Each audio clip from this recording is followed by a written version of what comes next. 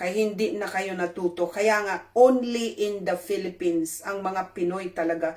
Akala ko noon, ang sinasabi ng mga Pinoy matatalino. Ngayon, I'm starting to realize na it's exactly the opposite. Ang masa. Talagang, lalo na kasi ang titigas ng ulo. I know that for a fact. Ano ko nga eh. Mismo, mga pamilya ko eh. Akala nila pag natuto na sila, kaya nakikita ako ang mga gaano katitigas ang ulo ng mga Pilipino. Kasi pag natuto sila ng kukonti ganon, nakinig lang sa mga mainstream sa nagbasa lang ng kung ano-ano, akala nila alam na nila. At hindi na sila maniniwala, isinasara na nila ang kanilang puso at isipan, kahit nakabalandra na yung mga ebidensya na mag-disprove sa kanilang pinapaniwalaan. Hindi talaga sila magbabago ng isip dahil yun na ang alam nila kahit mali. Ganong katindi ang mga Pinoy kung bakit hanggang ngayon binabalahura pa rin kayo. Now, ito ang coronation. Ito ang pagpapakita. Alam ko ito ay hindi nila ito gusto na makita na naman. Nagpa-interview si Netanyahu. Okay? At napansin, ito, nandoon sa table disk niya, sa desk ni Netanyahu. Alam niyo naman ang mga taong ngayon, very observant, mga kababayan. Alam mo ito? Sa desk niya, akala mo pen, hindi po tuslok. At alam mo ang nakalagay dito, ayan o, ayan, ano ang nakalagay dito? Ang label, ulitin ko, nasa desk po ito, nang in-interview ni si Netanyahu, may nakapansin at nabasa nila ito. Alam nyo ang nakasulat?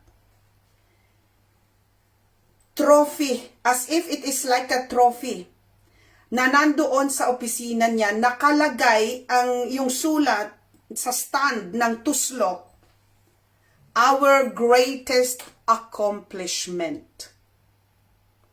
Our greatest accomplishment. Ito ang rason kung bakit, mga kababayan, yung maliit na bansa na yon ang nagdidikta kay Trumpo. Ang nagdidikta sa pinaka-most powerful. Siguro maliwanag na sa inyo.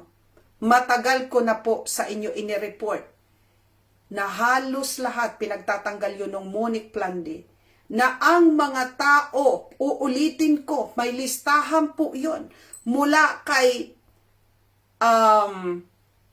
CEO ng Patay Sir, si Mark, itong may-ari ng Peste.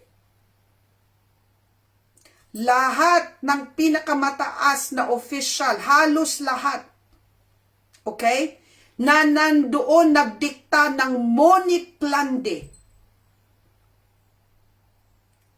sila po yon. At sila din yung sinasabi ninyo, marami sa inyo na pinili ng Diyos kung bakit hindi nyo ginagalaw. Tahasa nilang ipinapakita na ang tuslok, the greatest achievement nila. Totoo yan dahil nagawa nilang. Alam mo yung may-ari, yung Klaus Schwab, yung mga World Economic Forum, karamihan po sa kanila mga Jews. Si George Soros is a Jew. Meron akong listahan na sa 60 yata na mga tao na nagkumand, nanguna dito sa pagpapavitsin sa bilyones na mga tao sa buong mundo. Mga Hudyo po sila. Pero yung Hudyo, make it, yung mga I want to make it, I want to make a precision na hindi lahat ng mga yung mga Zay na mga Hudyo, yung mga Zionist. Nakikita nyo na? That is ang tuslok, nakalagay pa, our greatest accomplishment. Good luck. At ngayon, sila na naman ngayon ang nangunguna sa pagbangbang inuutusan ang Amerika. Nakikita nyo na ngayon? Nakikita niya na ngayon kung how deep ang kasamaan? So, now,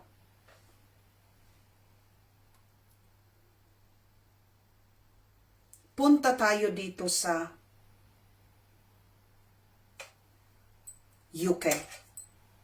Bago tayo pumunta dito, bakit mga ka-curious? Sinabi ko pa ulit-ulit nung Monique Plandi na kami dito sa UK ang nangunguna sa lahat.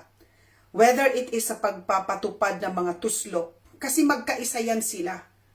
Magkakaisa yan sila na nagkukontrol. Sabi nga, ang power structure, tatlo yan, parang tatlong sangga.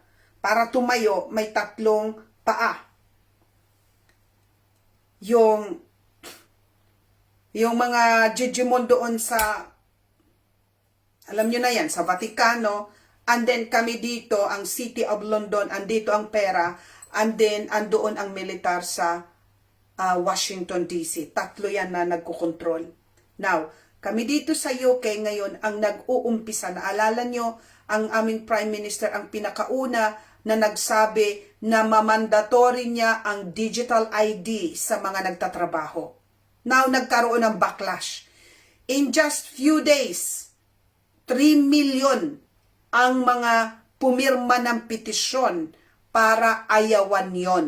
Kaya hindi nila maipush, napilitan nilang itakel itong digital ID na usapin sa Kongreso. At nag-backtrack, umurong ang gobyerno. Now ngayon may plano sila na umpisahan sa mga bata. Pagkapanganak pa lang ng bata, bibigyan na nila ng digital ID. Yun ang push ngayon na pinipilit ng gobyerno dito sa UK na unahin. Dati nag-try sila. Sabi nila, hinga ng digital ID yung mga tao na pumupunta sa pub. Yung mga mahilig uminom kasi mahilig sila sa beer dito, mahilig mag-pub, i-require nila ang digital ID sa mga pub. Hindi rin nag-materialize kahit inayawan. Ngayon, ang target nila, unahin ang mga bagong panganak.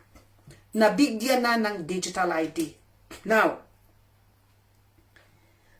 dito mga kababayan, ang ginagawa ngayon, dahil nga sa galit ng mga taong bayan, nagkaroon ngayon ng historic backlash. Ang approval rating ng aming Prime Minister ay nag-collapse.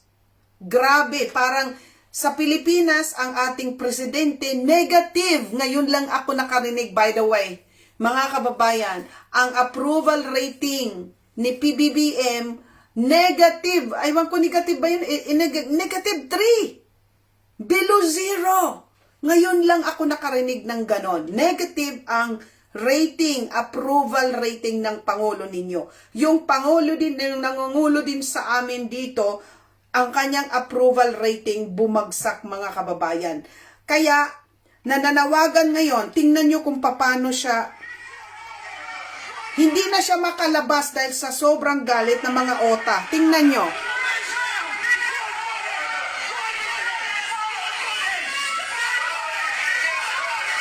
Siguro kung walang puno siya ng bodyguard, kung siguro naglalakad na yan nang wala nang damit, baka ganon ang aming ngayon. Now, bakit ko binabalita? Dahil nangunguna kami mga kababayan ngayon sa pag-suppress. Ito yung aking headline.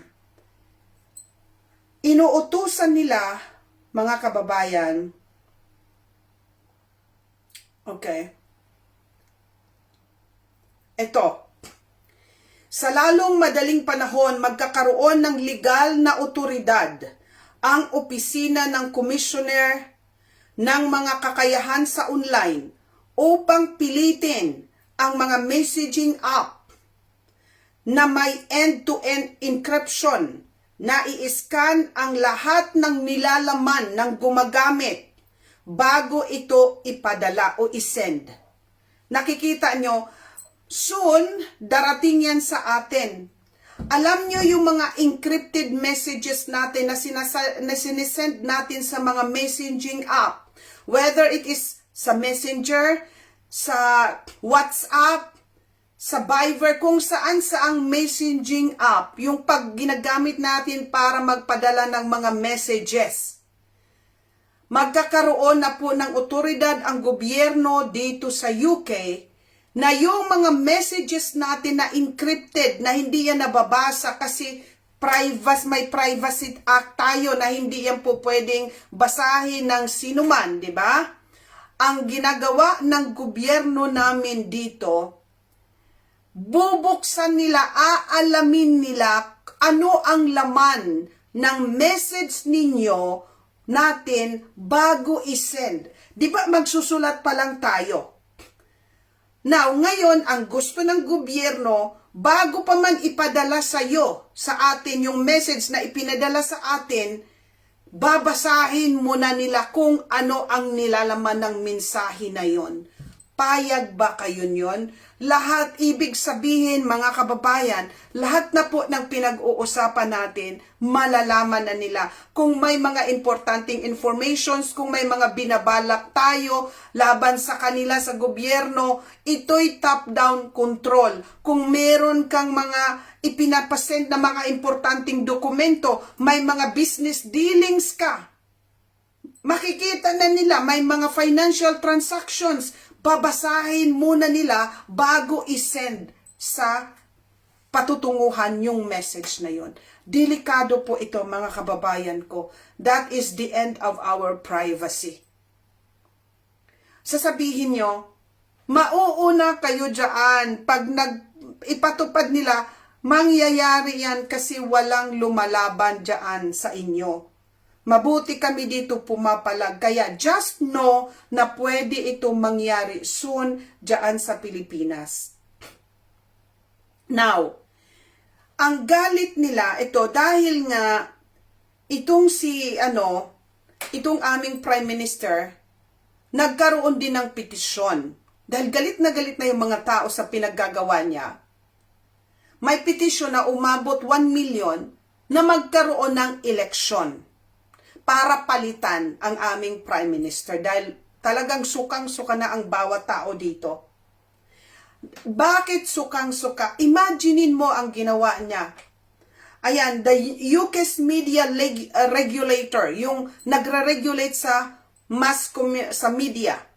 Ang tawag ay Ofcom, Office of the Communication, launches formal investigation into X over group being used to create sexualized imaginary of women and children.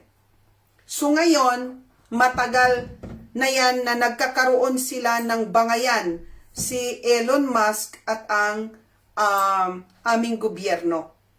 Dahil in-expose ni Elon Musk, mga kababayan, na kami dito sa UK ang may pinakamaraming ikinulong na mga tao dahil lang sa post sa social media.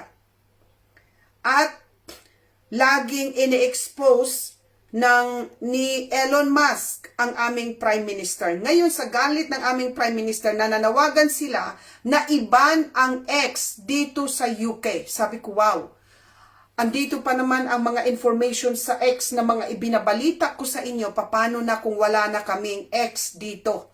At hindi lang po yan, nanawagan ang UK government sa kanyang mga kaalyadong bansa, ang Canada at ang Australia. Marami tayong mga followers sa Australia at Canada.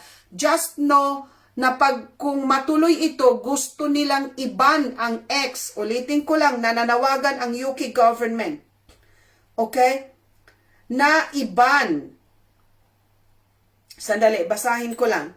UK, Canada, and Australia consider coordinated plan to ban Elon Musk X. So itong tatlong bansa kasi mga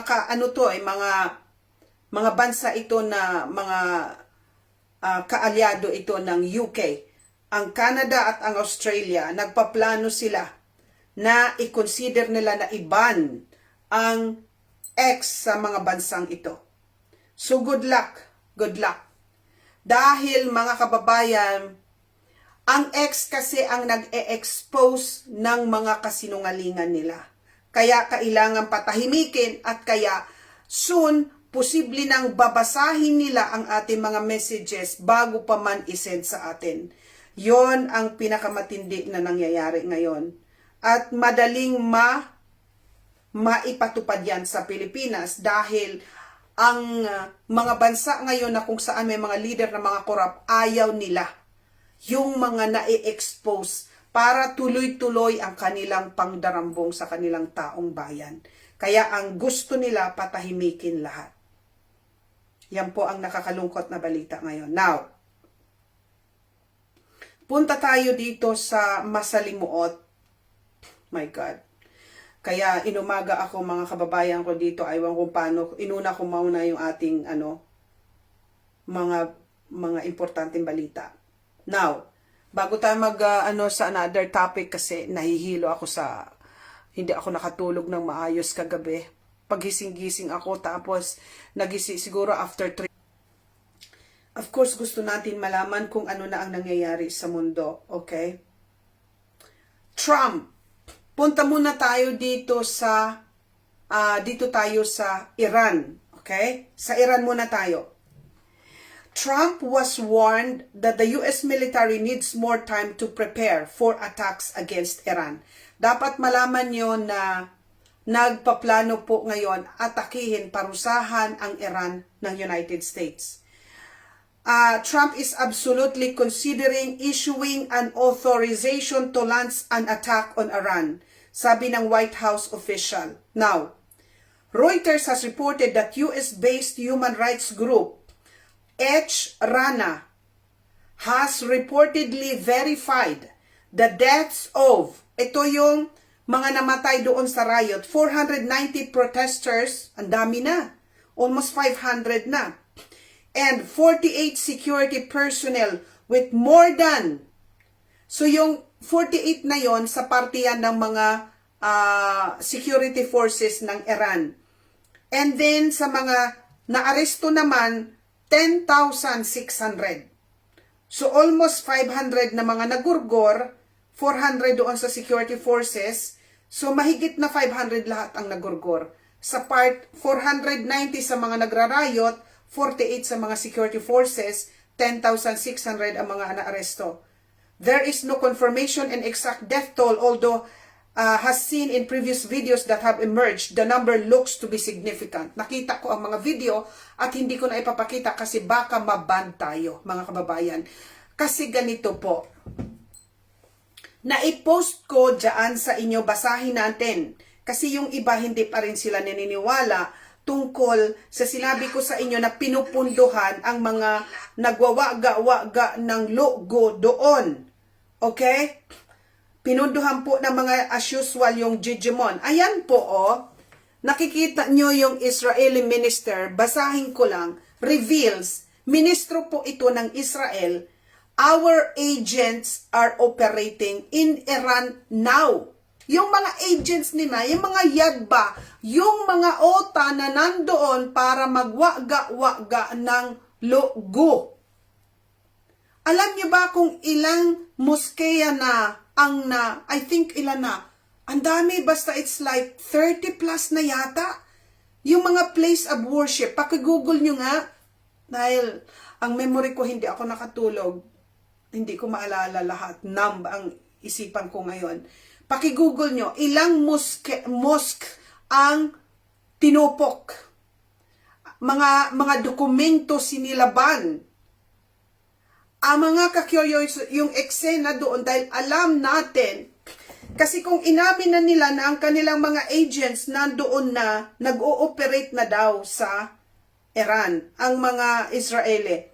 Israeli Heritage Minister Amichai Eliyahu has revealed that Israeli agents are currently active in Iran. In an interview with Israel's Army Radio, Eliyahu discussed Israeli operations in Iran over the past year and claimed that activities are ongoing according to Israel Hayom newspaper. So kasi mga kababayan, 19 ilang dekada na po, minimum 30 years na gustong pabagsakin ang Iran. They have tried so hard. Kaya nga mga kababayan, naghihirap ang Iran dahil sa tuloy-tuloy na sanksyon, yung parusa sa kanila ng international communities sa utos ng mga jejemon.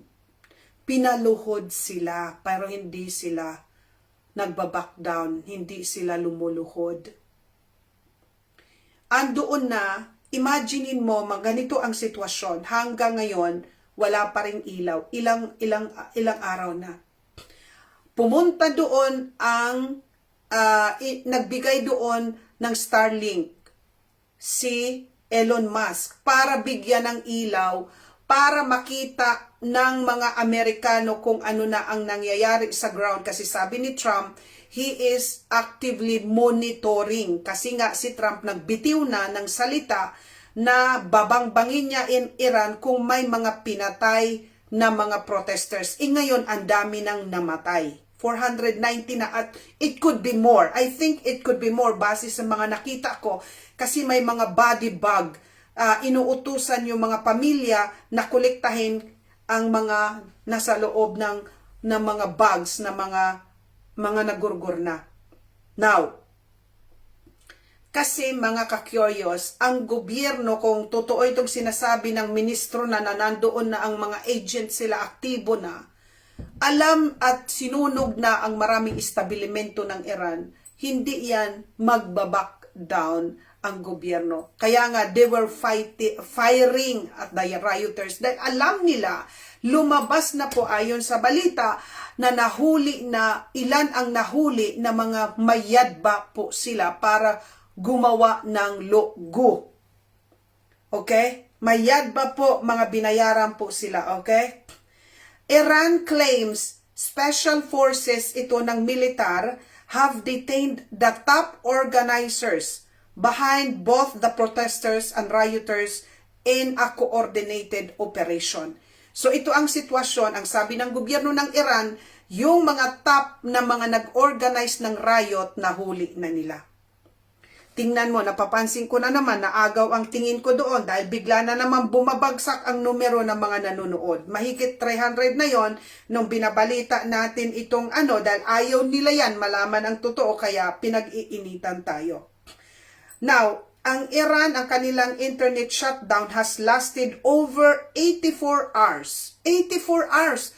Walang ilaw, walang kuryente at ngayon na nga ginamit ang Starlink. Now, ang sabi ni Elon Musk, ang kanyang propaganda, na hindi daw po pwedeng ma-jump, hindi daw pwedeng mapatigil ang Starlink, mapahinto o maipa-shutdown. Yung pala, few minutes lang na ginamit yung Starlink. Proof cannot. At sabi sa balita, tinulungan daw ang Iran ng Russia para i-jump yung Starlink ni Elon Musk. Kasi nga, tinatago nila na hindi makita ang mga totoong casualties doon. Kaya, pinapatay yung ilaw. Para hindi rin makamonitor ang Trump administration dahil nag-aantay lang ang Trump administration na makita na maraming magurgor para tirahin ang Iran, bombahin ang Iran. Okay? Now, ang sabi ng gobyerno, ito yung mga latest updates. The situation in Iran is now under our full control. Sabi ng Iranian Foreign Minister. So ngayon, ito ang sitwasyon, kontrolado na ng gobyerno ang sitwasyon dahil nahuli na di umano ang mga top na mga nagplano sa riot. Now, naglabasan ngayon, mga ka-curious, itong bagong video. Tanggalin ko yung music baka na naman maban tayo. Baka may copyright ito. I will just remove the music, okay? Nakikita nyo in 3 separate occasions. 1, 2, 3. Itong nagrarally ngayon, this is a breaking story. Ito'y mga pro-government, po ito, na mga tao. Okay? Na nagrarally po sila ngayon in support of their government. Report, protests in support of the Islamic Republic are currently taking place in multiple cities across Iran. The United States is very seriously considering some form of response to the protest in Iran, including the possible use of force, sabi ni Trump. So, aywan ko. Antayin natin ito, kaya nga mag-tune in kayo. Now, ito yung gas station, yung crackdown ng gobyerno